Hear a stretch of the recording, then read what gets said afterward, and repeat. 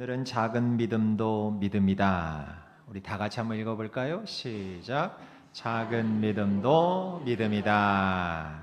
아멘. 이 제목으로 같이 하나님 말씀을 살피며 은혜를 받도록 하겠습니다. 우리가 흔히 믿음을 이야기할 때 자주 쓰는 표현들이 있어요. 저 사람은 믿음이 좋다. 저 사람은 믿음이 나쁘다. 저 사람은 믿음이 굳세다. 저 사람은 믿음이 약하다. 저 사람은 믿음이 시원찮다. 저 사람은 믿음이 훌륭하다. 이런 말들을 우리는 다들 한 번씩은 써 보셨을 거예요. 그런데 우리가 말씀을 자세히 보면 우리 주님은 우리의 믿음을 이렇게 평가하지 않으셨어요. 주님은 믿음을 두고 야, 너 믿음 좋아. 넌 믿음 나빠. 이렇게 판단하지 않으셨고 믿음이 너는 작구나. 참으로 너는 믿음이 크구나. 이렇게 작다, 크다로 말씀하셨어요. 여러분, 근데 이게 굉장히 중요합니다. 왜냐하면 예를 들어서 너 참 믿음이 좋아. 너는 참 믿음이 나빠. 이거는요, 합격과 불합격을 가르는 말이 돼요. 믿음이 좋으면 합격이잖아요. 믿음이 나쁘면 불합격이잖아요. 여러분께 한번 여쭤볼게요. 속으로만 대답하세요. 여러분, 믿음이 좋으세요? 나쁘세요? 거봐. 불합격인데? 그럼 불합격이면 어떡해요? 안 되잖아요.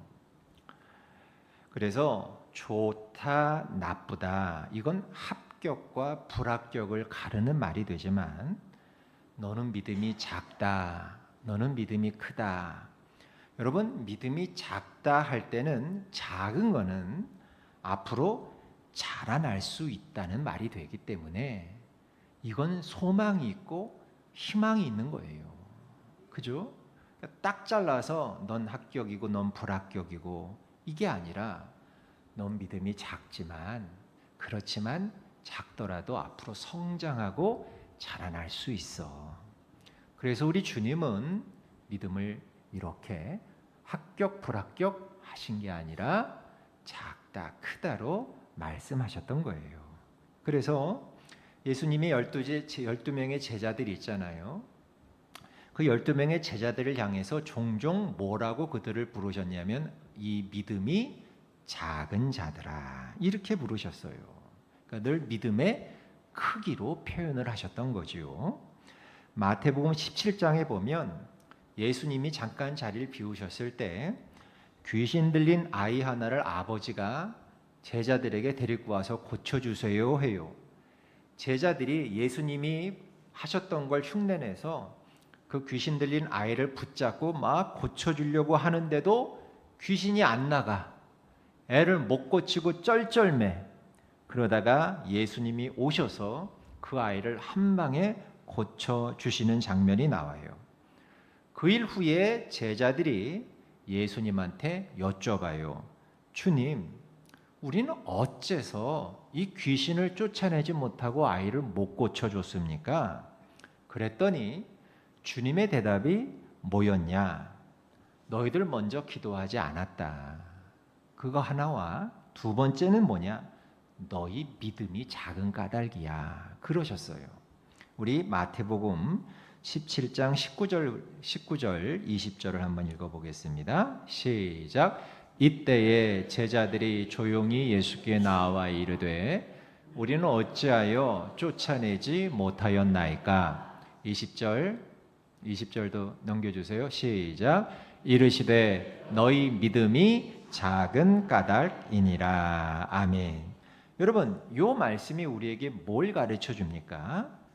기도하지 않는 것과 믿음이 작은 것, 이 둘은 사실은 하나라는 거예요. 기도하지 않는 이유가 믿음이 작기 때문이라는 거예요. 여러분, 믿음이 작은 사람은 하나님께 전적으로 매달리지 않아요. 반면 믿음이 큰 사람은 그러면 기도해요. 기도합니다. 그러니까 믿음의 사람은 곧 기도의 사람인 거예요. 하나님 앞에 나와 기도하는 사람, 그 사람이 다름 아닌 믿음이 큰 사람인 거예요. 반면에 아이고 나도 기도해야 할 텐데, 아이고 기도해야지 생각만 하고 정작 실천하지 않는 사람, 그 사람은 바로 믿음이 작은 사람인 거예요. 한 번은 예수님이 제자들과 함께 배를 타고 바다를 건너가시게 되었어요. 그런데 갑자기 큰 광풍이 불어서 바다에 큰 물결이 일어납니다. 금방이라도 배가 뒤집힐 것 같은 상황이 벌어졌어요. 제자들이 용을 쓰고 어떻게든 배가 뒤집히는 것을 막으려고 했지만 이제 더 이상 방법이 없고 곧 배가 파손될 것 같아. 그러니까 제자들이 겁에 질려가지고 하필 그때 예수님은 배에서 곤히 주무시고 계셨던 거예요. 그러니까 이 공포와 겁에 질린 제자들이 주무시는 예수님을 흔들어 깨우면서 이렇게 예수님께 외칩니다. 주여 구원하소서, 우리가 죽게 되었나이다. 마태복음 8장 26절을 한번 읽어보겠습니다. 그랬더니 예수님이 그들에게 이렇게 말씀하십니다. 시작. 어찌하여 무서워하느냐, 믿음이 작은 자들아. 자, 여기서 우리가 놓치지 말아야 할 게 있어요.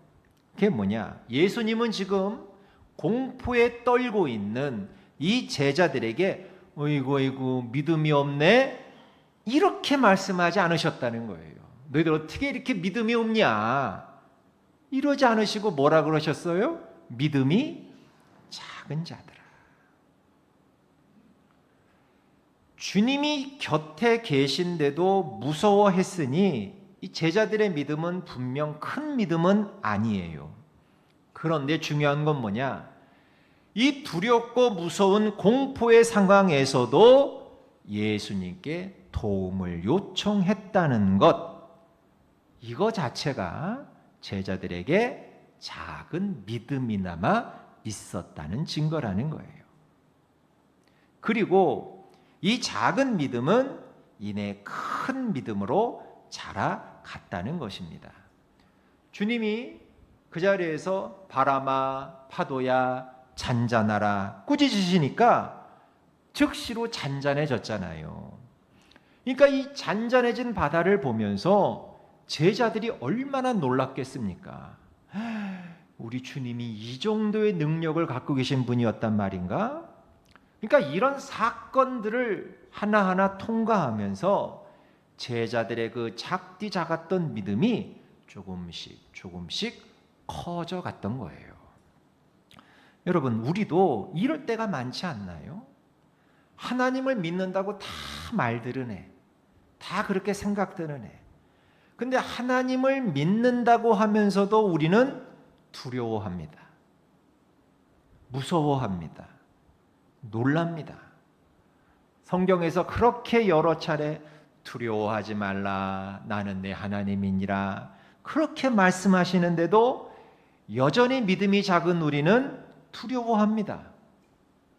그러면서 기도하러 나옵니다. 무슨 얘기냐? 두려워하면서 기도하는 거예요. 두려워하면서, 무서워하면서 기도하는 거예요. 이게 될까? 떨어지면 어떡하지? 못 막으면 어떡하지? 실패하면 어떡하지? 못 고치면 어떡하지? 우리는 두려워하면서 기도해요. 이건 작은 믿음입니다. 사실 두려워하지 않는 것 자체가 큰 믿음이에요. 그런데 여러분, 작은 믿음이라 할지라도 우리가 자꾸 나와서 자꾸 하나님 앞에 기도하다 보면, 두려워하면서도 기도하다 보면 그 작은 믿음이 큰 믿음으로 변하게 될 줄 믿습니다. 작은 믿음이 변화되어 큰 믿음이 되는 거예요. 마태복음 14장에 물 위를 걷게 되는 베드로의 그 모습이 나오는 장면이 있죠. 예수님이 무리를 걸어서 제자들이 탄 배로 향해 무리를 걸어오시니까 이걸 본 베드로가 자기도 무리를 걷고 싶어진 거예요. 그래서 주님이 명하시면 저도 무리를 걸을 수 있을 테니까 저더러 무리를 걸어라고 얘기해 주십시오. 주님이 그래 무리로 걸어와라.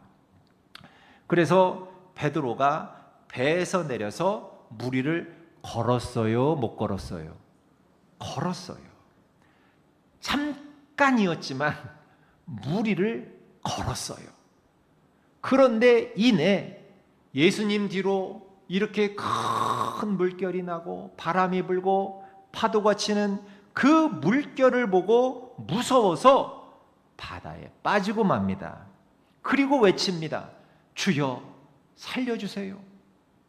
그때 예수님께서 베드로의 손을 붙잡아 주시며 이렇게 말씀하셨어요. 마태복음 14장 31절 시작.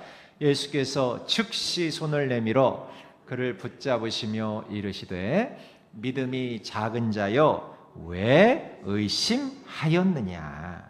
여러분, 바다 위를 걸어갈 때 베드로의 믿음은 꽤 괜찮은 큰 믿음이었어요.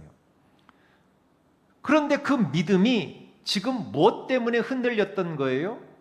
파도와 물결과 바람 때문에 흔들렸던 거예요. 이 자기에게 주어진 이 환경 때문에 흔들려서 넘어져서 물에 빠졌던 거예요. 우리도 마찬가지예요.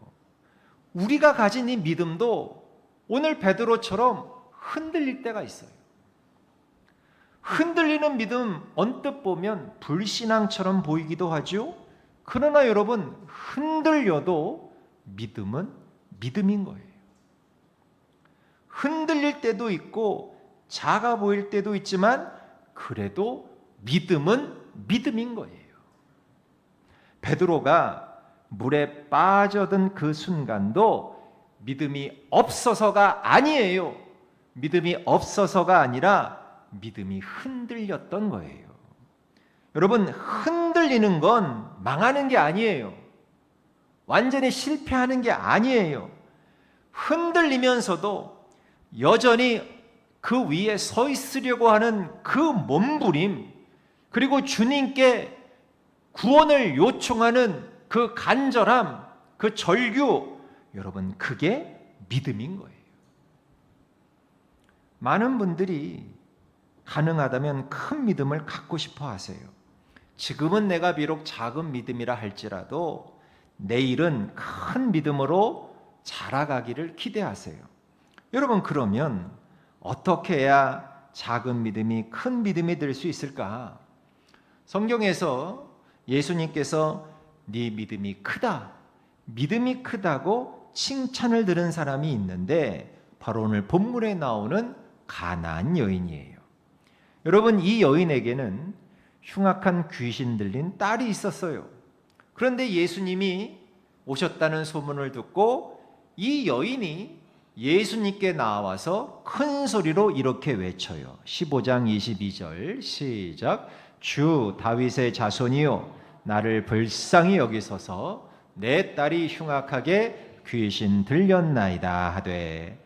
여러분, 이게 어떻게든 사랑하는 딸을 살리고 싶은 어머니의 절박한 절규지요. 그런데 예수님은 어떻게 하셨냐? 아무 대꾸도 하지 않으셨어요. 침묵하셨어요. 외면하셨어요. 이 모습을 본 제자들이 예수님이 이 여인의 요청은 거절하셨구나, 이렇게 생각하고 이 여인을 돌려보내는 게 좋겠다고 말합니다. 그런데도 이 여인은 예수님의 뒤를 계속해서 따라와요. 그리고 그런 여인에게 예수님이 뜻밖의 말씀을 하십니다. 24절 시작. 나는 이스라엘 집에 잃어버린 양 외에는 다른 데로 보내심을 받지 아니하였노라 하시니. 여러분, 이 말씀은 쉽게 말하면 이런 거예요. 나는 나와 같은 민족인 이스라엘 민족, 그러니까 내 자녀들을 돌보는 일만으로도 바빠. 너는 이방인 아니야. 나 너 돌볼 시간 없어. 난 내 새끼들 거두고 내 새끼들 고쳐주고 내 자녀들 건사하는 것만으로 바빠. 너는 가족이 아니니까 너는 나하고 상관이 없어. 이렇게 말씀하신 거예요. 여러분, 왜 예수님이 이렇게 말씀하셨겠습니까? 이렇게 말을 할 때 이 여인이 어떻게 반응하는가를 보시길 원하셨던 거예요. 그런데 여인은 이런 예수님의 말씀에도 물러서지 않고 예수님께 절을 하면서 이렇게 얘기합니다. 25절 시작. 주여 저를 도우소서.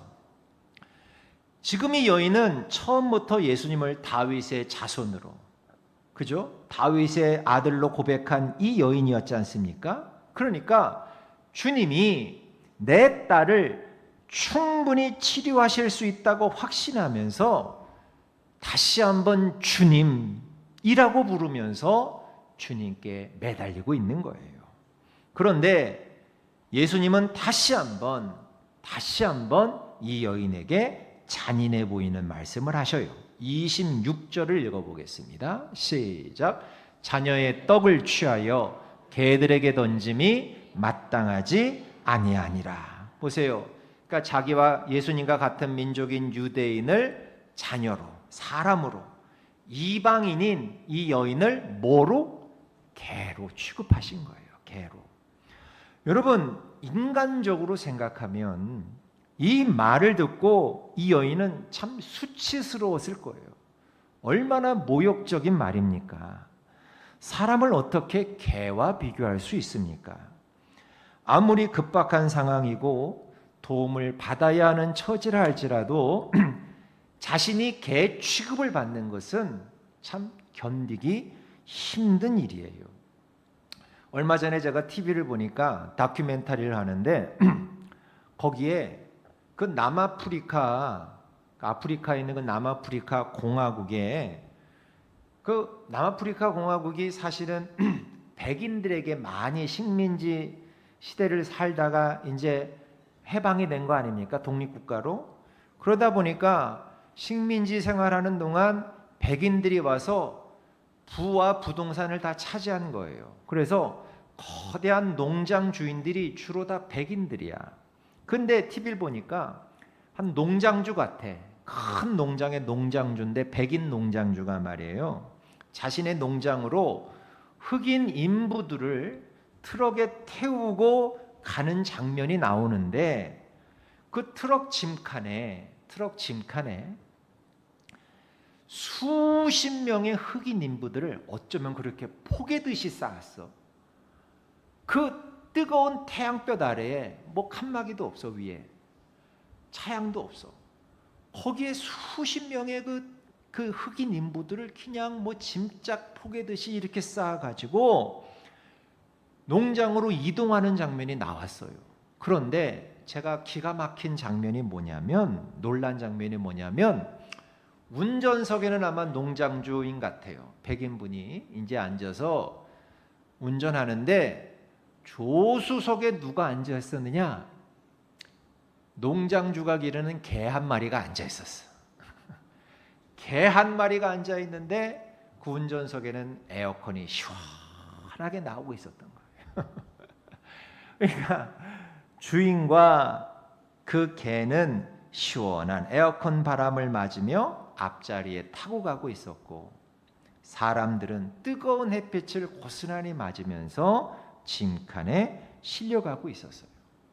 정말 개만도 못한 대우를 사람이 받고 있었던 거예요. 제가 그걸 보면서 막 뭐가 치밀어 오르더라고. 여러분, 이런 취급을 받으면 누구나 다 분노합니다. 그런데 오늘 본문의 이 가나안 여인은 달랐어요. 너는 개다. 너는 개라고 말씀하시는 그 주님에게 이 여인이 이렇게 얘기합니다. 27절입니다. 시작. 주여 올소이다마는 개들도 제 주인의 상에서 떨어지는 부스러기를 먹나이다 하니. 무슨 얘기예요? 저 개 맞습니다. 이 얘기예요. 저 개 맞습니다. 그렇지만 개들도 주인이 식사하시는 그 상에서 떨어지는 부스러기는 먹지 않습니까? 주님, 부스러기 은혜라도 괜찮으니 저에게 주시면 제 딸이 고침받을 줄 믿습니다. 이 얘기를 하고 있는 거예요. 이 여인의 말을 들으신 예수님이 마침내 무엇이라고 여인에게 말씀하십니까? 28절 시작. 이에 예수께서 대답하여 이르시되 여자여 내 믿음이 크도다. 내 소원대로 되리라. 아멘. 비로소 이 여인에게 내 믿음이 크다고 하셨어요. 자, 그러면 여기서 우리는 한 가지 질문을 하게 돼요. 그럼 도대체 뭘 보시고 예수님은 이 여인의 믿음이 크다 하셨을까? 그 근거가 뭘까? 딸을 고치고자 하는 그 끈질김 때문이었을까? 그런데 여러분, 끈질김으로 얘기하자면 한국 사람만큼 끈질긴 사람이 어디 있어요? 만약에 내 자식이 교통사고를 당해서 혼수 상태가 돼서 응급실에 지금 실려왔으면 의사 바지가랑이를 붙잡고 끝까지 우리 매달릴 거 아닙니까? 선생님 고쳐주세요. 반드시 고쳐주셔야 됩니다. 여러분, 그건 안 믿는 사람이라 할지라도 여러분 끈질길 수 있다는 거예요. 그런데 여러분, 끈질긴 게 정말 큰 믿음의 기준이 될까요? 그거 아닙니다. 여러분, 이 여인의 큰 믿음의 핵심은 단 하나예요. 그게 뭐냐? 주님이 어떤 분이신지를 정확히 알고 있었다는 거예요. 하나님이 어떤 분이시냐? 하나님이 어떤 능력을 가지신 분이시냐? 그분이 누구신지를 정확하게 아는 것, 이것이 큰 믿음이었던 거예요. 따라하십시다. 큰 믿음이란 하나님이 누구신지 아는 것이다. 자막 좀 띄워주세요. 다시 한번 시작. 큰 믿음이란 하나님이 누구신지 아는 것이다. 이게 큰 믿음인 거예요. 이 여인은 예수님이 어떤 분이신지를 정확히 알고 있었던 거예요. 이분이 하나님이시라면 내 딸의 병도 능히 고쳐주실 것이고 구원해 주실 분이라는 사실을 이 여인은 정확히 알고 있었던 거예요. 그래서 예수님이 침묵하시고 외면하시고 내 자식 아니라고 하시고 너 개라고 하셔도 끝까지 예수님을 따를 수 있었던 거예요. 그거예요. 여러분, 바로 이 여인에게서 그 믿음을 보시고 내 믿음이 크도다, 내 소원대로 되리라 주님이 말씀하신 거예요. 여러분, 우리가 다 기도하잖아요. 그런데 우리가 하나님께 드리는 이 기도도 결국 하나님에 대한 나의 지식을 바탕으로 우리는 다 기도해요. 하나님이 어떤 분이신지 여러분 우리가 알기 때문에 믿음으로 기도하는 거 아닙니까? 허수아비 앞에 놓고 우리가 기도하지 않잖아요. 허수아비는 능력이 없는 걸 알기 때문에 우리는 허수아비 앞에서 기도하지 않아요. 왜 우리가 하나님 앞에 기도합니까? 하나님이 어떤 분이신지를 알기 때문에 기도하는 거예요. 여러분, 그러니까 그런 믿음이 있으면 끝까지 매달릴 수 있다는 거예요. 하나님께 들러붙는 것이 믿음이 아니라 하나님이 어떤 분이신지 정확히 아는 믿음이 있으니까 우리는 하나님께 들러붙는 거예요. 따라합시다. 알아야 매달릴 수 있다.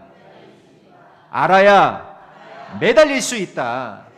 알면 매달리는 거예요. 제 막내딸이 아주 어렸을 때, 아직 개념이 잘 없을 때 하루는 아빠인 제 주머니에 10,000원짜리인가 50,000원짜리가 있는 걸 제가 본 것 같아. 제가 돈이 있다는 걸 알고는 저한테 들러붙더라고요. 아빠 아이스크림 사줘 그러더라고요. 아이스크림 사줘. 없어, 저리 가, 귀찮아. 제가 그랬어요. 그래도 계속 들러붙더라고요.